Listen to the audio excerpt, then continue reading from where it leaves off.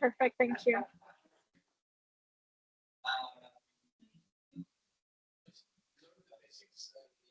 Yeah, it's 2 now. So hi everyone who's already joined us. We're going to start shortly, but yeah, let's just wait a couple more minutes for some other people to join. It's always a few minutes past the original start time that the people actually join.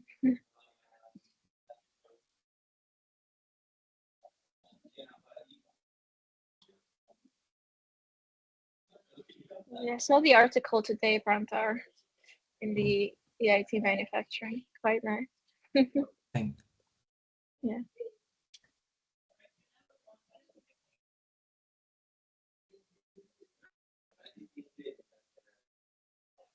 Yeah, I say let's give it like 2 more minutes and start around like 2:03 perhaps. Yeah, sure. Thank you.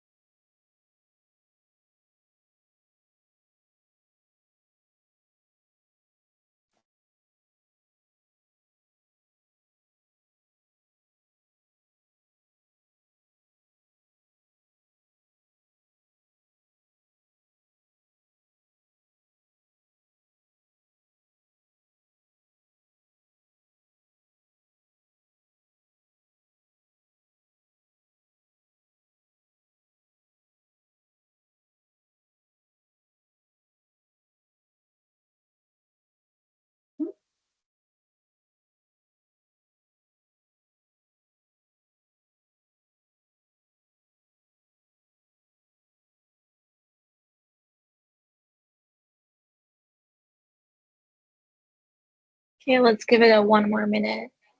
Mhm.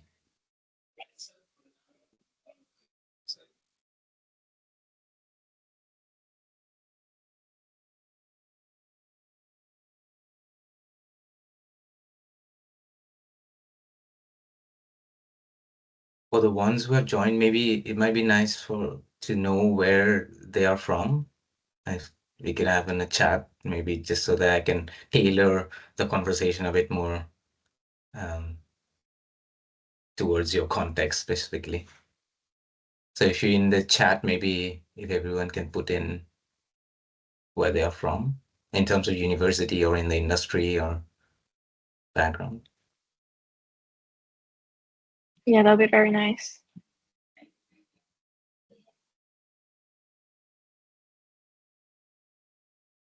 I think I do definitely know a few people, I think, here, being Sophia.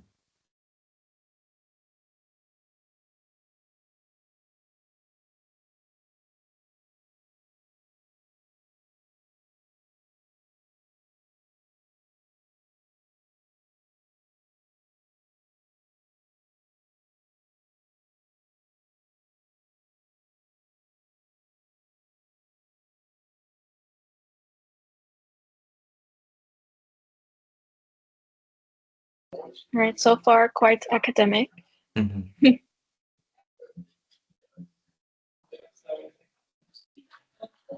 Also, we have some students. I can see Noor here, the students. Mm-hmm. Yeah. All right. Yeah, I think we can slowly start, and when people join, they will join. Mm-hmm. Yeah, so hi everyone who's here. Welcome today at this workshop. And I'm very pleased to introduce you to Prantar today, who is an architect and an engineer from India, a founder of the startup Tattva. And yeah, today he's going to walk us through their invention as well as kind of the startup itself. And it's basically this a breakthrough living biomaterial that captures carbon. So a lot of potential to reshape the construction sector as well as other industries. So yes, very excited to hear him talk about this more in detail. So yes, Prantar, the floor is yours. Yeah, thank you so much, Dominica, and thank you, Tamara and Dominica, for organizing this event today. And welcome and thank you everyone for joining this talk today. And just as in terms of the introduction that Dominica gave, one of the other things that I'm doing is just finishing my PhD at UCL in my last year, and the entire technology or the company itself has been born from academic research in the last about 5 years, since 2019, which I originally happened to start as a master's in UCL, which got and then got funding from EPSRC to develop it, continue developing it as a PhD. And now we are on the verge where the technology is mature enough for applications, considering applications in real world scenarios. And so we have basically registered a company, and we have been funded by GeForce, which was organizing this, and we are on the verge of at that cusp of making something real, applying it. So the way this talk is going to be structured is, I think, in two parts. Because one is this presentation and the slide deck that I'll share, and it is basically about the technology itself, its context, and its more philosophical and cultural and social implications. And after that, I think I'd like to have the floor open to discuss more about Tattva, and how and the process of building Tattva itself, because the company is very nascent and I'm still in the process of really building it. I thought that it would be nice to not put any slides claiming things I already know, but it will be nice to have your questions and I can answer specifically if you have any queries on starting a company while or from academic research. And so the company Tattva, well, just in its own, as the introduction, the Tattva as a word comes from an ancient Vedic Sanskrit word, which means quite a lot of things. But one of the things it refers to is the elements that build our reality. And traditionally, I think we often consider, when we look at elements or the structures that build our physical reality, we often think of non-living objects and things.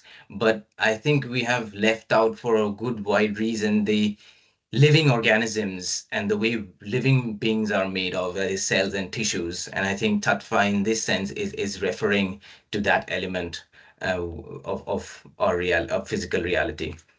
And at Tattva, basically, we're trying to build things with biology. In terms of it's a very obvious truth that food, clothing, and shelter are the three most fundamental basic human needs. And buildings, which originally started as potentially or just shelters in caves and huts, have become or are the background of all our human activities. And this is the fundamental aspect that interested me when I pursued architecture many, many years ago, because these buildings now just not represent a sort of physical infrastructure. But if you look at the way buildings have evolved from the very huts to Roman architecture to probably Gothic structures, the multi-storied buildings and the skyscrapers, and to the absolutely dynamic Zaha Hadid kind of buildings that we have today, parametric buildings rather, is a representation of our collective economic progress. It represents our scientific knowledge. It represents also the engineering capacities we have as a civilization.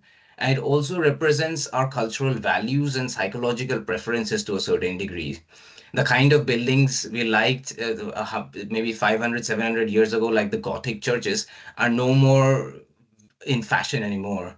And the kind of buildings that we have now might not be is in fashion in the next 100 years. And that is the fundamental thing that I think we need to be open to as we think about the future of our building society, or of our civilization in some sense. And so the evolution of our civilization is implicit in the evolution of our buildings, and it is the background that represents it. And because of that, it is obvious that the building industry, if you consider the real estate residential sector, including the infrastructure like all our town halls, courthouses, parliaments, and our industrial structures like our factories, shops, commercial offices, the building industry is the largest industry in the global economy. It accounts for 13% of the world's GDP, and it has a market size or total global size of $14.5 trillion. This is largest of among any industry currently, otherwise there is. It's even bigger than food. But at the same time, the construction sector is also the largest carbon emitting industry. And it accounts for 36 to 39% of total global emissions. And the carbon emissions from buildings comes from two major categories. One is the operational emissions, which are emitted, carbon that is emitted needed to operate buildings in terms of heating, cooling, conditioning, electricity, running appliances, and the embodied carbon, which is fundamentally inherent in the very materials that we use to build our buildings. And these materials, for hundreds of years, we have been using processes that involve deriving a finite resource from the earth and heating, beating, melting, blasting kind of hard processes that emit carbon dioxide to make our buildings. And with a lot of these new AI algorithms, we have a lot of solutions that may help us make our operational emissions more efficient or reduce our operational emissions. But we have fundamentally no tangible real solutions that address this inherent embodied carbon of our buildings, which accounts for almost half of those 39% that we have that is getting emitted. Cement alone accounts for 8% of all the emissions in the world. And parallelly, there is another challenge. The fact that the building industry itself, although it's at $14.7 trillion, is still growing at a rate of 4%. And that's because of the population shift and the population growth. It is estimated that in the next 20 years, we'll probably need 20 million more buildings. This is by UN estimates. And on the other side, if we look at the crisis, the biggest crisis that we have, well, we could argue that there are a couple of different wars. Could be war, could be AI, rogue AI. But the one that at least the World Economic Forum in the 2024 survey reports the biggest threat to our civilization is extreme weather conditions and climate change. And this alone has multiple implications because of extreme weather conditions itself, we are estimating that we will potentially lose 160 million homes in the next 20 years. This is equivalent to all the homes in the UK 6 times over.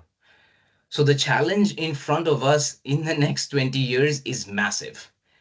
Firstly, we need to build significantly more buildings, not just to accommodate for the new shift, but also just to recover the ones that we are losing already. We need to build them in a way that emits less carbon dioxide, because otherwise we are just basically jumping straight from the heating pan to the fire directly. And we need to build them for an environment that is much hotter and extreme, because our existing buildings are not made for it. And this is the crux of the challenge that we are trying to tackle at Tattva.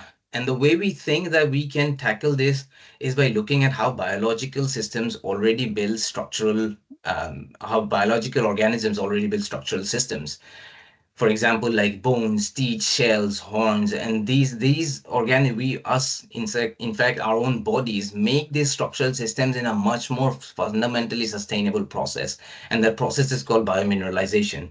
It is widely adapted and available and present across many classes of organisms in nature. It has evolved multiple times in different ways. And one such organism is cyanobacteria. So the Earth is 4 billion years old, and the oldest organism in terms of fossil records we have is cyanobacteria. These evolved about 3.5 billion years ago. These are so primitive that they are prokaryotic cells. That means they do not even have a nucleus.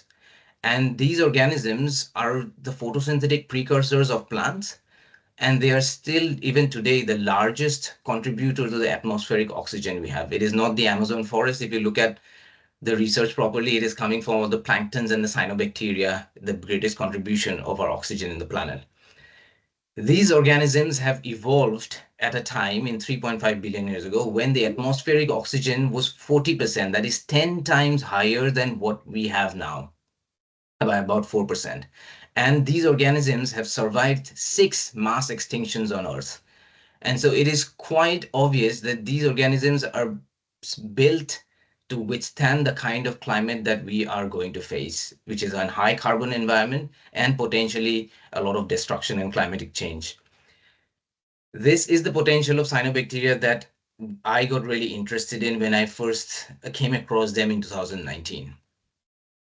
And these cyanobacteria in certain coastal regions of the world produce these rocks called stromatolites, which are fundamentally lithified structures, like basically like rocks, but that grow over time, and they have different structures.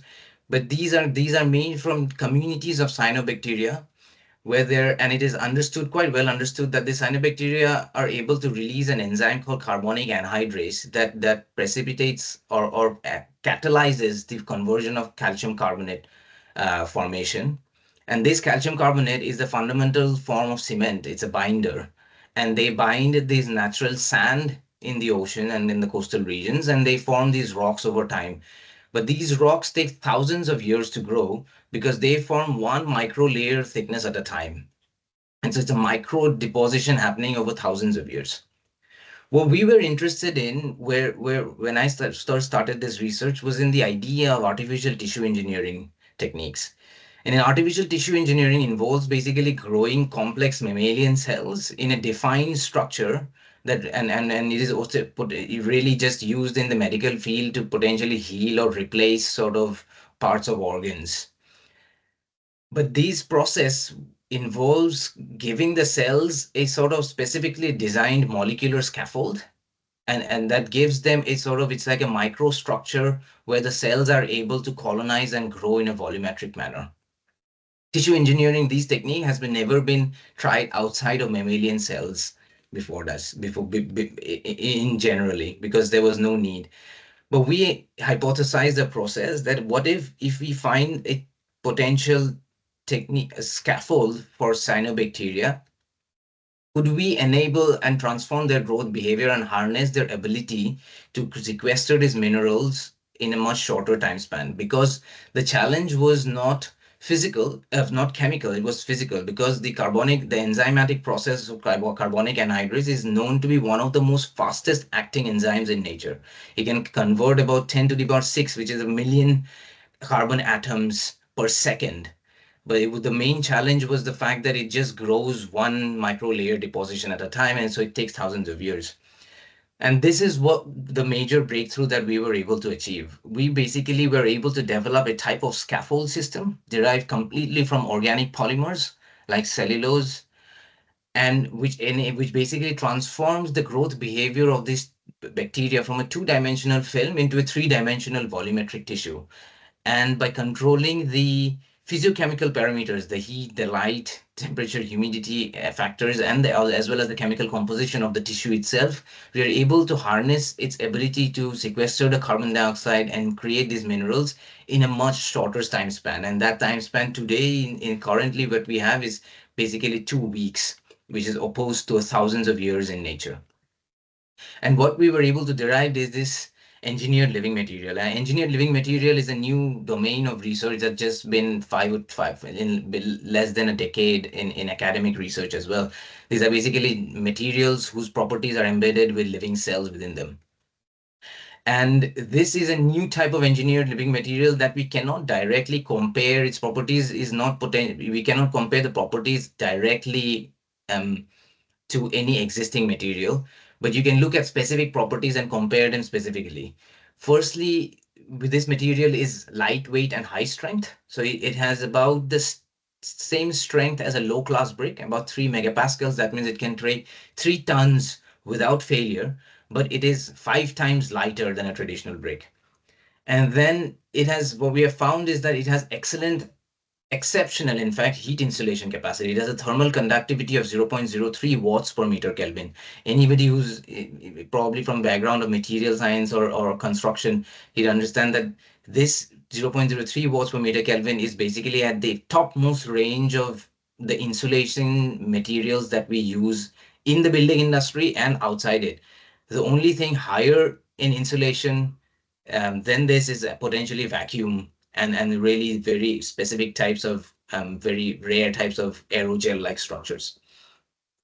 Then this material, which is a very recent finding, we have done some fire testing and we have found that it has a heat of combustion of 1.79 megajoules per kg. That's wrong in the slide. But and which basically is one of the lowest heat of combustion in all of construction materials that is currently used. This means that the material is exceptionally fire safe and will not burn. And then it has great impact resistance, about 15 kilojoules per meter square, and it means that it can absorb a similar amount of energy like a foam does. And then the main reason is that it does not fade, it's not brittle. Like, so if a concrete or brick takes or passes or exceeds the compression strength or load, it will crack and break open. This material will start to compress once it's reached its maximum load. And that is why it has excellent capacity to absorb the energy, which is like basically some types of softwood or foam like insulators. And because of these reasons, it also has good sound absorption. It's not excellent at sound absorbing, but it has reasonably good capacity to create a great acoustic environment. And then it looks solid, but when you put it against the light, it is actually translucent. It will let natural light through. But apart from these physical properties, this material has some biological properties that conventional materials don't have.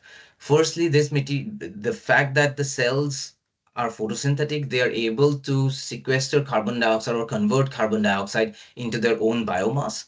But also the calcium carbonate minerals that it forms, the carbonate ions comes from the dissolved CO2 in the water or the medium. And so and calcium carbonate is known to be one of the most stable forms of sequestered carbon dioxide. It basically has a higher enthalpy, lattice enthalpy than water, and so it will not react. And so if any one of you knows the white cliffs of Dover, that's calcium carbonate, and it's calcium carbonate is what you get in the sea beds as well. It does not, it's the most stable form of sequestered carbon dioxide. Secondly, we have found that this material, the cells within this material remain alive for without maintenance for 3 years and ongoing. In nature, in the stromatolized cyanobacteria have remained alive for billions of years. And in our case, the oldest prototype is 3 years, and we found that the cells are still alive within them. They're alive in the sense at a very low metabolic state. They're not reproducing, but they are still active. And in the sense that we can always take the material back and reactivate them and they grow back. This has multiple implications. We think that this is happening for quite a few different reasons. The main species of cyanide, firstly, that it is no, we have found that through genetic sequencing, whole genome sequencing, we have found that this is not just single species, it is a ecology of more than 24 species that is working together with the cyanobacteria that allows it to basically survive and extreme or difficult conditions and maintain their resilience. And then the main species itself is also a terrestrial cyanobacteria species. It potentially has a link to terrestrial evolution roots, because there are some cyanobacteria that you find even within rocks that are lithophilic, and it is potentially along the same roots of evolution. And these two reasons, we think it makes it really robust and long-term, and the cells remain alive within this material without any adaptation. So this has multiple implications. One is that the material is able to dynamically change color depending on temperature, humidity, and light conditions, because the cells have this capacity called chromatic acclimation, where they change their pigmentation from yellow, green to blue to adapt to the environmental conditions dynamically. And then we are studying two other properties. One is their ongoing carbon removal. There's a preliminary data shows that there's about 20 to 30 ppm of CO2 is removed per hour by this material while it's in installed state. So you could think of the building or the walls as like a living house plant. And then potentially this is because a lot of the other biomaterials and living materials have this capacity of Just making some fruit. So listening to a talk. So yeah, sorry. Yeah, I think one of someone's mic is on. But yeah, I'll just continue. So the other property that we're just studying is a potential to self-heal, because a lot of engineered living materials already has this theoretically, where micro cracks and things like that you could potentially just heal by reactivating the cyanobacteria at the spot using certain types of nutrients in the spot. Now, if you look at the whole technology sector, there are quite a few biomaterials and engineering material sector that's been recently been growing in the last 10 years or so. And there are quite a few successful companies like Biomix and Ecovative, MicroWorks. But if you compare this technology to any existing biomaterials, they're fundamentally different from any of them, and is multiple steps ahead. Firstly, because no biomaterial currently existing ones, although all of them use an organism, do not use a photosynthetic organism. So existing biomaterials are decarbonized. The fact that they do not need cement to make their materials, but they are not actively sequestering carbon dioxide from the atmosphere and completely reversing the process to make it into a material. And the second is that most of these existing materials are non-structural. They're mostly fabric or very soft insulation types. And even if they are hard, they do not have the insulation capacity. This is the only first biomaterial that we can see in the kind of industry that has a structural strength, high impact resistance, and excellent heat insulation and fire safety. These properties combined in one material is very rare and is the multiple, and that's why multiple steps ahead of the existing ones. And then the third is that the cells itself remain alive. In most of these materials, although they are derived from organic material, the cells are dead at the once the material is grown. In this case, they remain alive for 3 years and ongoing. And then finally, the aesthetic and unique appearance of this material is fundamentally different from any of these. It's a completely emergent phenomena. And this is something that we had not planned for as well. But this, and you can see that this is something, there's nothing like this basically that exists in the world currently. And so, as an architect pursuing biochemical engineering, I think of buildings as systems, not as materials. And if you look at systems like a brick wall, a stud wall, glass walls, green walls, these are essentially methods of working with the properties of the materials to effectively transfer load to create stable structures. And that's why brick and mortar is used for constructing houses, while steel and glass is used for constructing skyscrapers. They're fundamentally different. They have different advantages, but they're still the structures. And so what we think and what we want to do with Tattva is essentially create a new type of system of construction using this material. And this would be basically a single layer type of system which is negative embodied carbon. It's translucent in opacity, high acoustic insulation, high impact resistance, good compressive strength, and excellent thermal insulation and fire safety, and potentially in the same cost as existing traditional brick and stud wall construction is. And the reason and what we think by doing so is that we might be able to unlock a future where we are basically potentially growing our buildings and not constructing them anymore if we push this technology far enough. And we have currently quite a few interests from quite a few big industry players like Fox, Saint-Gobain, Foster's and Partners, Atkins Realis, Atelier 10, and the Eden Project team, who are basically collaborating and intending to collaborate with us to make potential demonstration projects and the early adoption sort of projects. And those are in the pipeline for the next couple of years. We are in discussions with them to build structures, basically. And the way we think we would be able to reach that future is potentially in a couple of steps. And the first step is basically we think by developing systems for retrofitting existing buildings. And specifically, if you look at structural insulation panels, these are basically, it's a small segment in the industry, which is where insulation panels have the structural strength and you're able to build partition walls or external insulation panels that you stick onto walls. And in that segment, this material or this technology would be the most advanced. And what we would do then is insulate. There's this metric that says that if you insulate one building properly, you'd probably prevent the operational emissions of 1 ton per year. But if you insulate it with this material, you would be sequestering another additional 1 ton that is already in the atmosphere. And so the impact is double fold. And what we hope is that we are able to push this technology to a phase where we are able to grow more complex shapes, not just panel systems. And that would enable us to unlock modular spaces, much like IKEA does, where you're able to grow pods or offices or kitchen units even. And then potentially take this technology to a stage where you're able to assemble bioreactors on site, much like the very way we assemble concrete formwork on site and pour concrete. He says assemble a reactor on site and grow the walls on site by sequestering the carbon dioxide of the construction site. And at that point, you would be entering the real estate segment.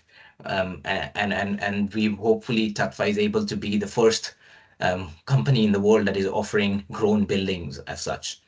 But there's one additional thing that we are kind of exploring and to take note is that we are not just sequestering carbon dioxide, but we are also emitting oxygen in the process.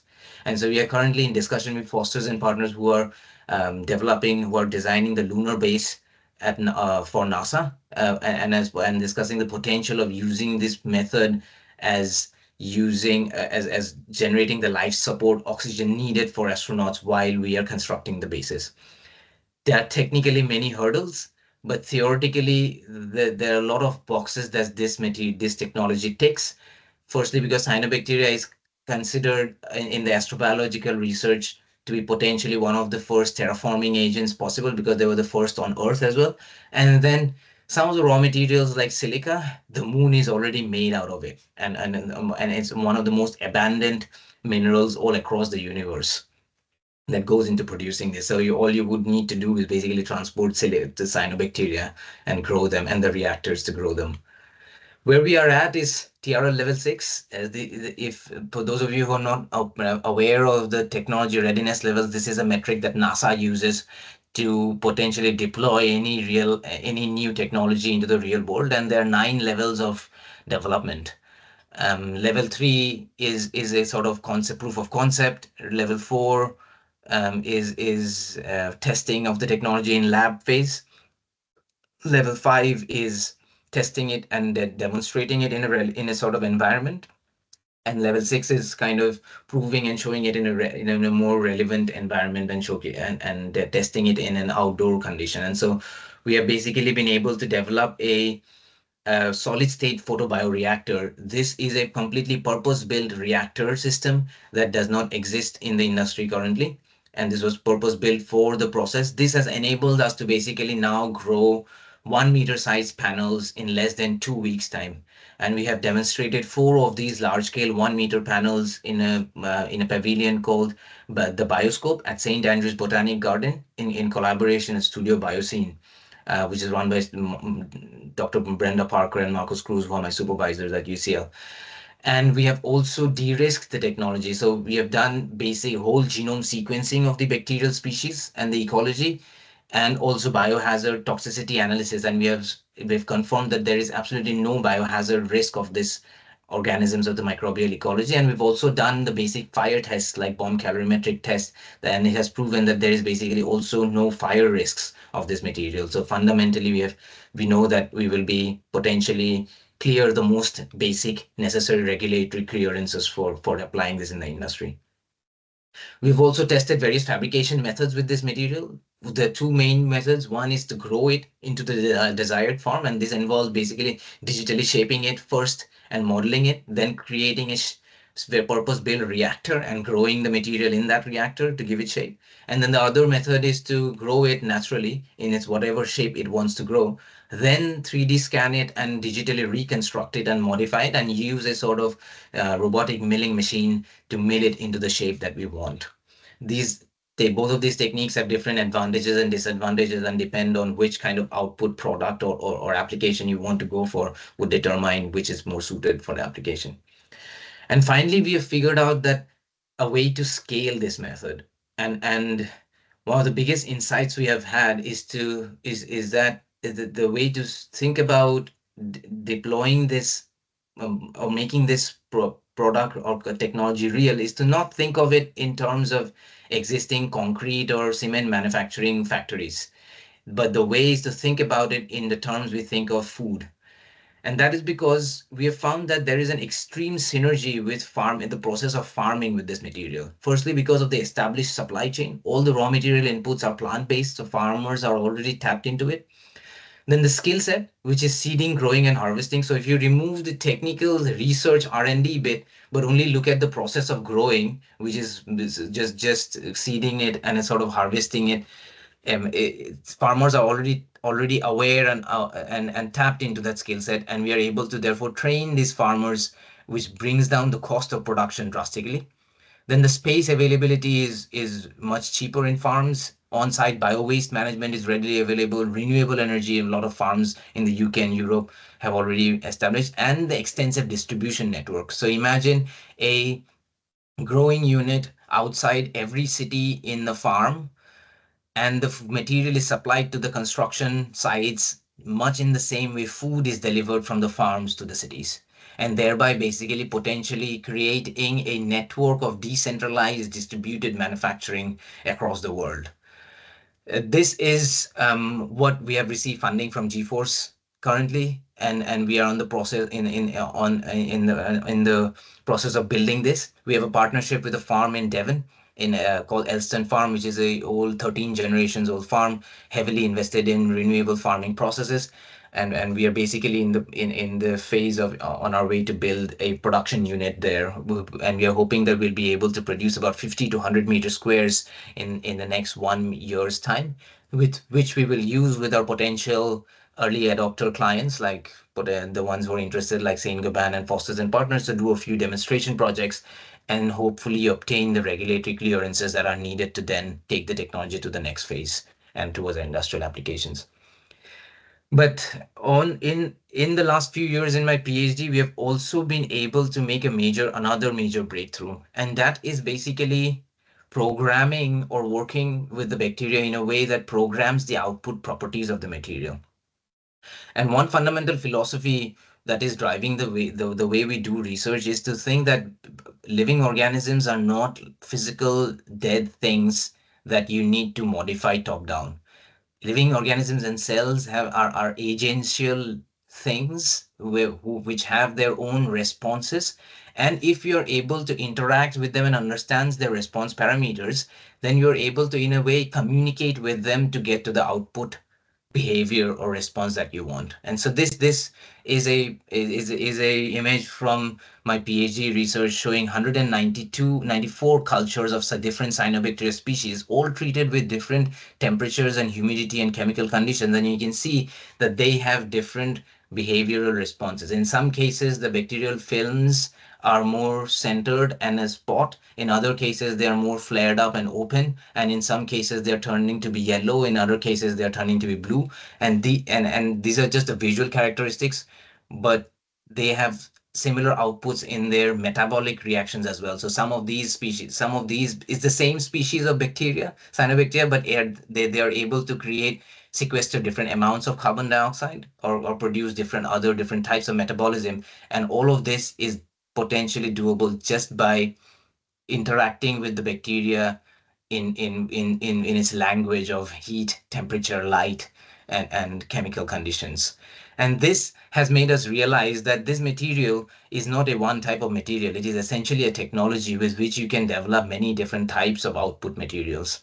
And we have understood that some of these properties could be tuned to be useful for other types of industries like the automobile industry, aeronautics industry, boating industry, and sports industries. For example, the lightweight, high stiffness, and high insulating material could be very useful. And we are currently in discussions with Land Rover and Jaguar and other companies like and Honda Innovations, with whom we are potentially looking at applications outside of the building industry. So I just wanted to end this presentation by saying that potentially the solution to the biggest crisis we have currently in our world may have already been evolved 3 billion years ago.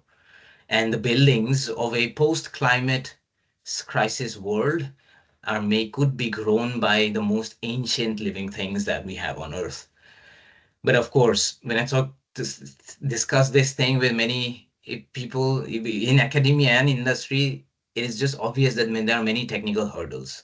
The hurdles are technical, both scientific, to be able to make it real. It's all as well as social in terms of what is considered normal, what we consider, what regulations we have currently in the world. Because as such, there are actually no regulations in the construction sector for materials with living cells anyway. This is ahead of the regulations, and they're also economical. Whether the industry wants to accept a sort of a new type of material like this, because the current building industry is one of the oldest industries in the world. It's like big pharma and the oil, and they operate in these consortiums where the economy subflows within itself, and in this very it's averse to any new type of technology that can be disruptive to them. And these hurdles exist. But what we think is that if you look at any technology currently we have today, for example, if somebody 100 years ago, if somebody told you that you would be able to get on a 7-ton metal object and fly across the world, you would think it's impossible. But planes are the most common way of transport. Aeroplanes are the most common way of transport in the world today. And so any technologies we have today, the phone, the internet, AI, is potentially a few years ago could have been completely impossible. And we would have thought that this is completely impossible. But all of that is possible. We live in a strange time where technology is suddenly kind of is in the exploration of technology has become exponential, and the outputs and the possibilities as well. And we think that this is possible if we work hard enough on it to figure the technical, social, and the economical challenges. And for that, this is not just me. We have a team currently, and I've been lucky to find people who believe in this same methodology. And my co-founder is Stephen Roberts. He is the ex-chief operating officer of the Barclays, all of Barclays Bank UK. But he also has a PhD in geophysics from stromatolites, where he studied geophysics from Cambridge, where he studied stromatolites when he was young, and he understands the technology in a fundamental way. And he has experience in basically leading large organizations and operating large organizations like Barclays. And my other co-founder is Andrew Gray. He is the chairman of Devon Agricultural Association and the trustee of West County Rivers Association. He is the main man behind the third Elston Farm and MC Kelly Enterprise, which is one of the largest farming operations in the southwest of Devon, and is a master of scaling farming-based operations. And it is at his farm that we are building the first pilot plant.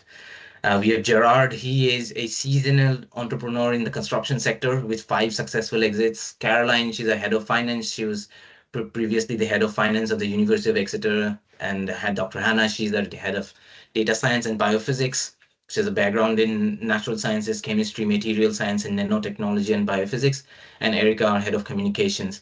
And we have 2 new people joining us this month. Isik Oguchu, who's from BioID, some of you might know, and Professor Jeremy Miller, who's a professor of thermodynamics and a previous engineer of Rolls-Royce, who's basically helping us solve some of the most fundamental engineering processes related challenges of the bioreactor. That is of the overall overview of Tattva and what we are building. I'm very happy to take your questions and answer them. Thank you so much. Yeah, thank you so much, Prantar, for this talk. It's been very, very interesting, truly. So yeah, let's kick off the QA section. So if you guys have any questions, just raise your hand and go for it. Hey, Tamer. Actually, I have several questions, but I will keep it only for 1 or 2, and then leave the rest for the other. I would like to ask a question, personal question, just to link things together. You are based in US, in UK, and you are from India. Yes, I am based in the UK, and I am from India. Yes. I think this is excellent example, because what you presented today, I think the idea you presented and the project, something in the future will change the world. You present a brilliant idea, and it's come from India. So I think this is a big message from Inspiring the Mind, that don't underestimate people from underrepresented group. Maybe someone from small country can make a big change. So I would like to congratulate you. This is great work. Thank you very much. Thank you. Thank you so much, Amar. I mean, and I think that is it is really important for us to consider, because just to give you a bit more background about where I come from a really remote place in India, called Assam, which is in the very remotest region on the eastern Himalayan regions. And for growing up all throughout our years, it's a region that was really heavily affected by terrorism and a lot of social unrest. And my education was quite intermittent and difficult.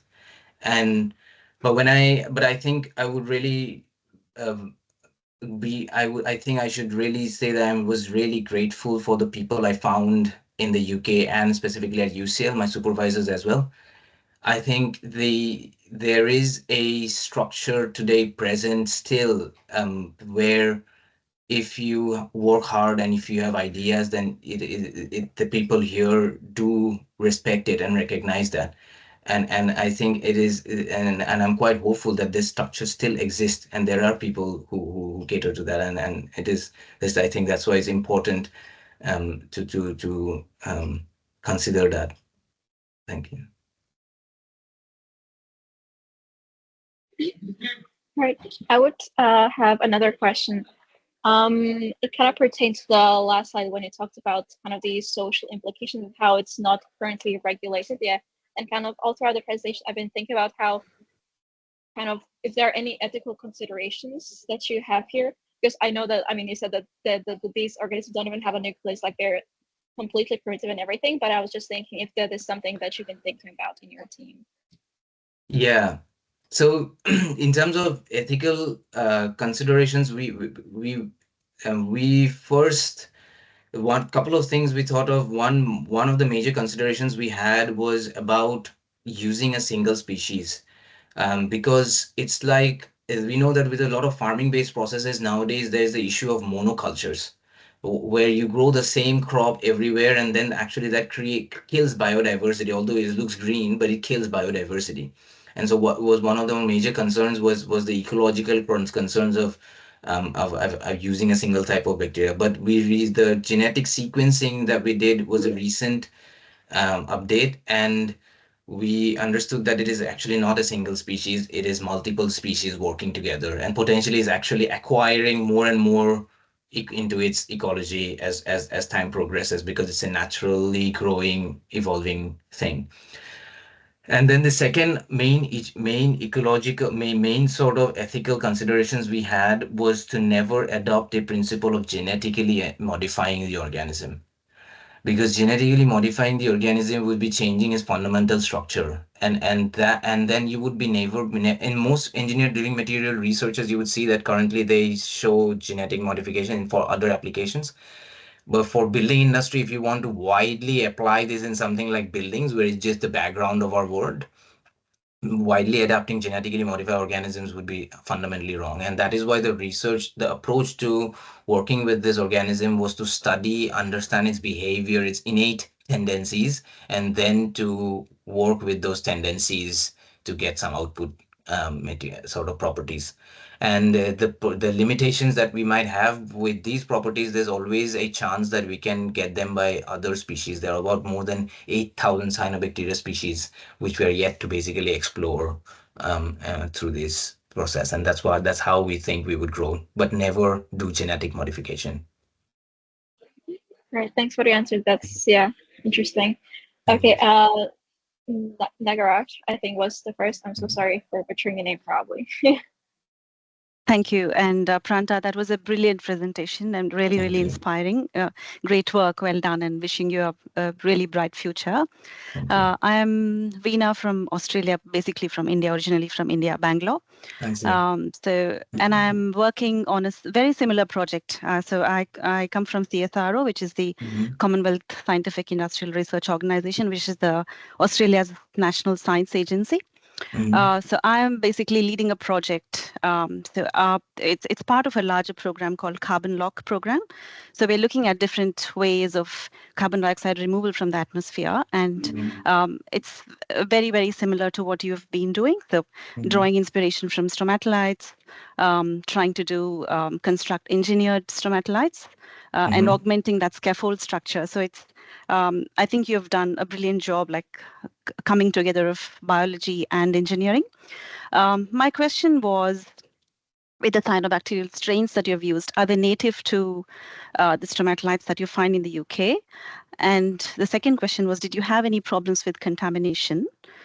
And let me not go too quickly. Maybe if there's room and if we can sort of get in touch after the presentation, I would love to hear more from you and learn a lot from you. So the other thing was, you mentioned it sequesters carbon.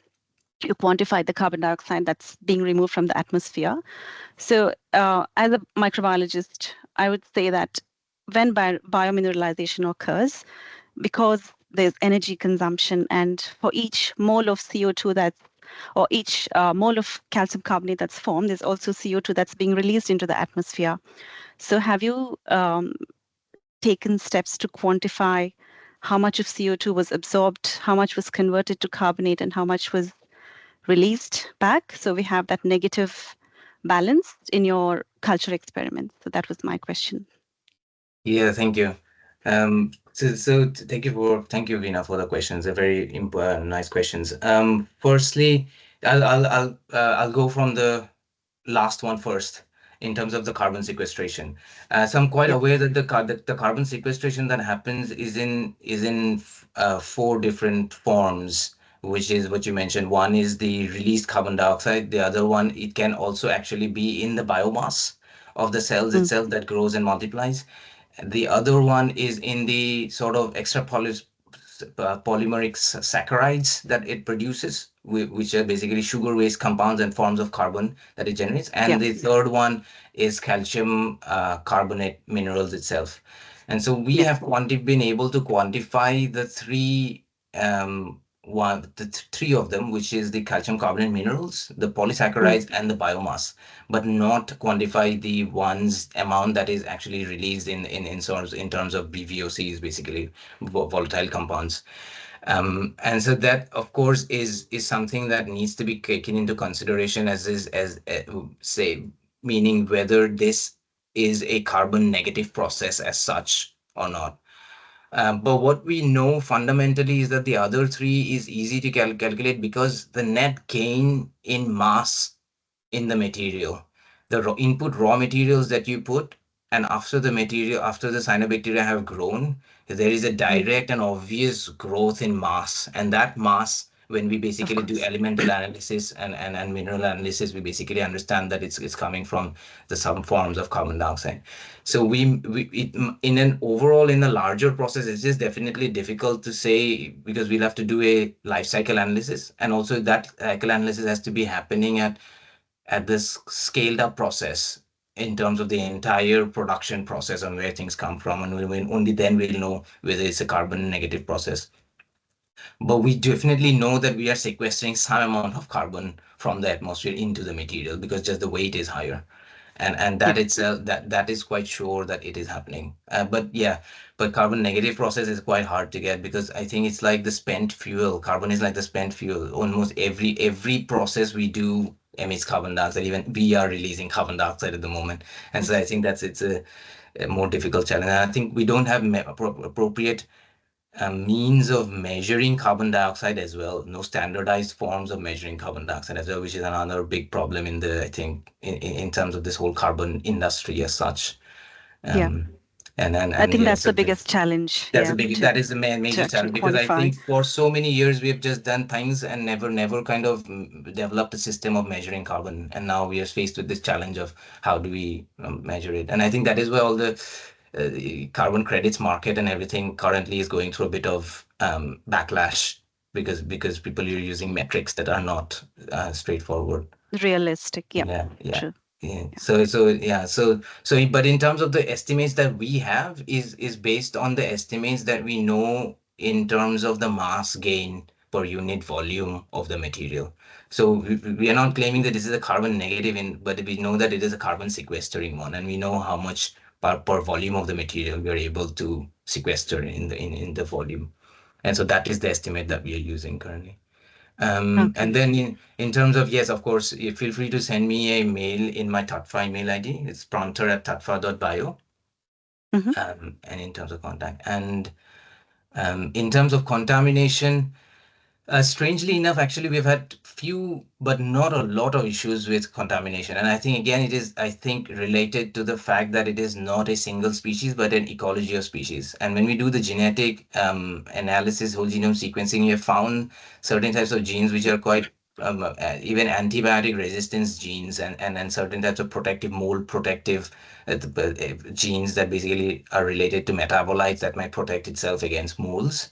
And these might be coming not from the cyanobacteria, but from some other species that are bacterial species that are along with it.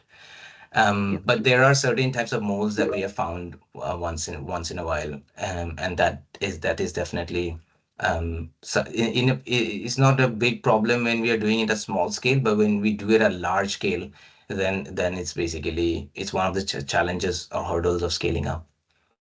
Right. And I forgot the first question you asked, but Oh, are they native to UK, oh, and do they come from native to UK. saline, Yes, hypersaline or saline environments? yeah, they come from okay. saline environments, sort of, yeah, they come from saline, native to UK. Brilliant. Thank you. Those were great answers. Yeah, Thank you. I'll be in touch. Thank you, sure. Very nice conversation for sure. I think Ramya has another question. Yeah, do you hear me? Yes, hello, hi, Ramya. Yeah, hi, my name is Ramya. I'm a postdoc at Pahus University. Mhm.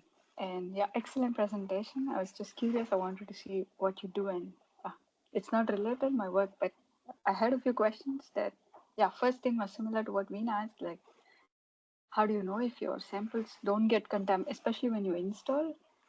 How do you know if they don't attract some unwanted microbes or pathogens? Mhm. Some airborne pathogens, like, you know, when you have it, that was something that, yeah, that's one of the questions I had.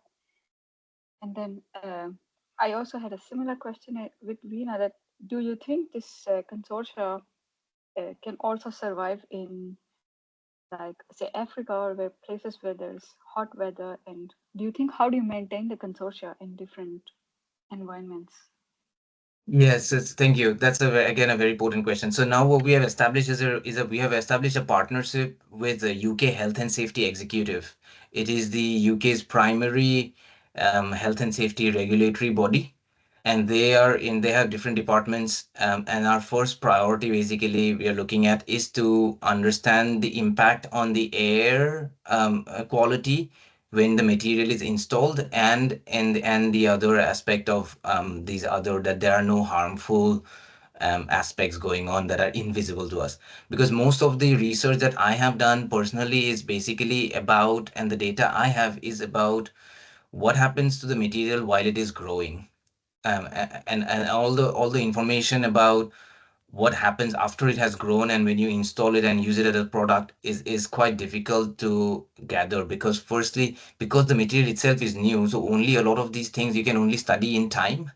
And so we only have our oldest prototype is just 3 years old, and then we have only some 10 or so prototypes, large scale ones and many small ones. So it's something that we have to do dedicatedly to sort of, and our experimental plan is that we'll have some control chambers and environmental chambers where we'll test the performance of these materials under different simulated climatic conditions, and record the sort of air quality, and then measure what kind of other organisms are growing and these kind of things. But that is the main priority that we have set up with UK Health and Safety. And so that is, we are applying for a grant, the Innovate UK grant, and they are our partners in that grant, specifically looking at these aspects. And then in terms of the consortia in different regions of the earth, I think it again comes down to the question that Dominica asked about one of the ethical concerns. I think it falls under that. And I think if you look at biological safety regulations in terms of government regulations, there's the thing that you cannot transport organisms from one country to the other without having proper regulatory clearances. And so I think the way to develop this would be that you have to find your own, we have to find our own species for Africa, for Australia, for India, for Asia, wherever we are at, and then we have to find the native species that work with the kind of techniques, the tissue engineering principles, and then develop the process.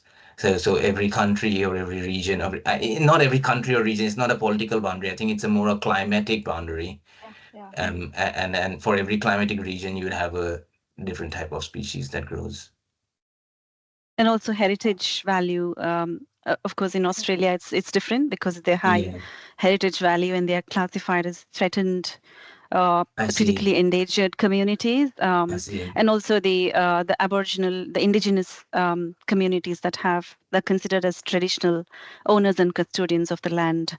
So it's a lot to do with regulations and social acceptability to be able to use these materials. And just a quick addition to Ramya's question about whether they would be surviving in different environments. So I just have a general comment here that most of these cyanobacteria that make the stromatolites, they come from extreme atmospheric conditions. So they can tolerate very high salt levels or very high temperature. So they're usually classified as extremophiles. Yeah, generally speaking, they could adapt to any conditions. Yeah, that's definitely, that's really fascinating. I think it's the worst definitely looking up cyanobacteria. It's really fascinating to the kind of environments they adapt to and evolve. If I found species in a very deep cave where you didn't think any life exists, and we were able to grow back cells, cyanobacterial cells from that kind of samples, and it's really fascinating to see where they exist. And I have like True. another silly question that do you see your technology replacing bricks, or like do you see it replacing like glass panels or windows or I think the way that you could think of it like that, and I think in the current industry, you have to speak that language in terms of what can we replace, because I think we are limited by our imagination in terms of what we have, and we just want to replace the existing things.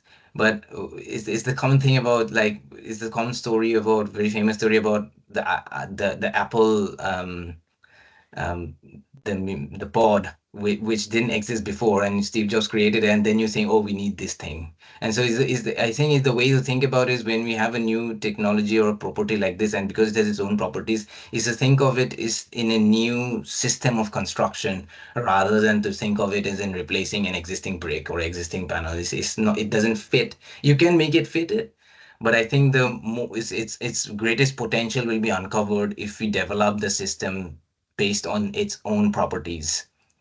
Because it has structural integrity, you know that you can at least construct a system. And so what does it go? Does it go with mortars or bricks, or does it go with glass and steel? Is this something that we need to find and uncover?